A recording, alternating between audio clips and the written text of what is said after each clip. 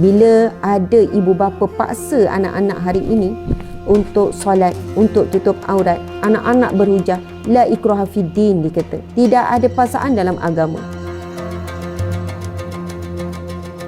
Saya sebenarnya nak kupas pada kalimah la ikraha fiddin, tidak ada paksaan dalam agama. La ikraha fiddin, tidak ada paksaan dalam agama. Ramai yang melakukan hujah ini, yang menggunakan hujah la ikraha fiddin, tidak ada paksaan dalam agama. Jadi tak boleh paksa tutup aurat, tak boleh paksa seseorang itu untuk solat, tak boleh paksa seorang itu puasa. Bahkan ada yang hujah macam ni, ustazah, puasa dan solat memang rukun Islam, tapi tutup aurat tak ada dalam rukun Islam. Masya Allah. Okey, saya akan jawab, tuan-puan, solat tu wajib. Ya, sebab itu saya jaga solat. Saya jaga solat sebab cukup solat, cukup rukun Islam, maka saya orang Islam.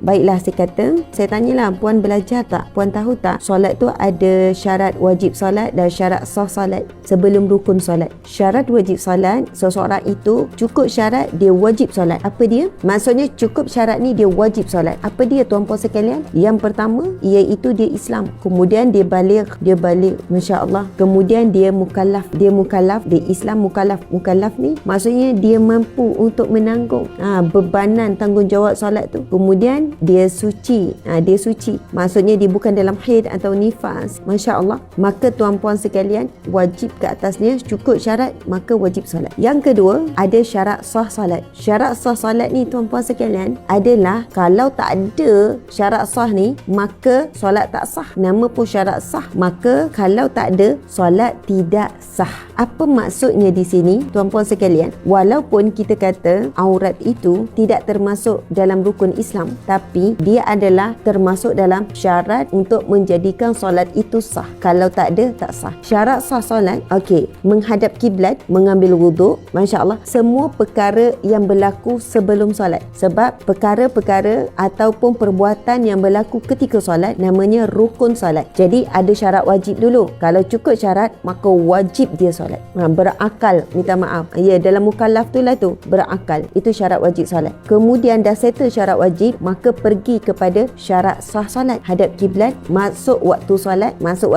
Kalau solat awal, walaupun 1 minit je awal daripada waktu solat, tak sah solat. Lepas tu, tutup aurat, menutup aurat. Syarat sah solat, kena tutup aurat. Kemudian bersih diri dan tempat solat itu daripada najis dan diri dalam keadaan suci. Masya Allah, Allahu Akbar, tuan-puan sekalian. Jadi sebenarnya tanpa menutup aurat yang sempurna dalam solat, maka solat tidak sah. Maka tak sah juga solat, maka tidak sah juga jadi Muslim. Kalau seolahnya dia tidak menutup aurat, dia kata tak nak, saya solat je, tak perlu tutup aurat betul-betul pun.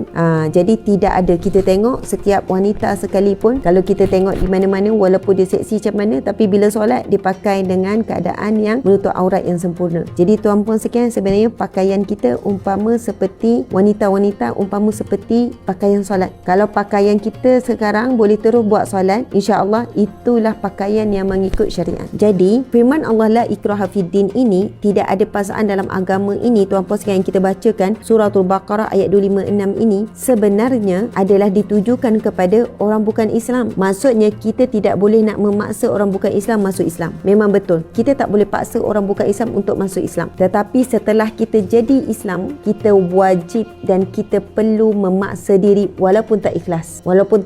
Wajib paksa diri walaupun tidak ikhlas, tuan-puan sekalian. Masya Allah. Apa maksudnya? Orang bukan Islam tidak boleh dipaksa untuk memeluk Islam. Tetapi bila kita orang Islam, kita perlu paksa untuk menjalankan segala tuntutan menjadi orang Islam. Walaupun hari ini baru dia ucap syahadah, hari ini juga dia kena berusaha untuk belajar solat. Walaupun dia tak tahu macam mana nak baca, permulaannya adalah dia follow je orang solat. Walaupun dia tak tahu lagi Al-Fatihah nak baca macam mana, niat macam mana, tapi once dia dah lafaz la ilaha illallah Muhammadur Rasulullah, maka dia telah dituntut untuk solat.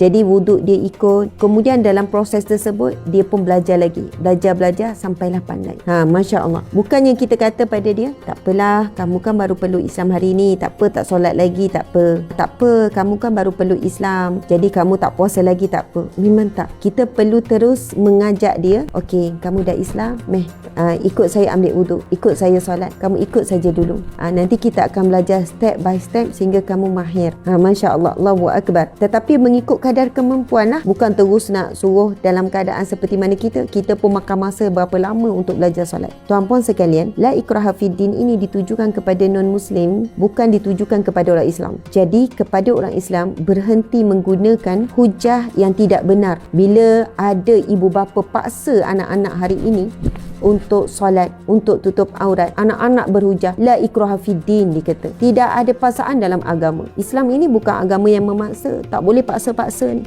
Tuan-puan sekalian, Masya Allah, Allahu Akbar. Saya nak tanya, ramai mana yang bangun pagi terpaksa pergi pejabat, terpaksa mandi awal, terpaksa redah jam, terpaksa bekerja-kerja? Saya nak tanya, berapa ramai yang terpaksa tu?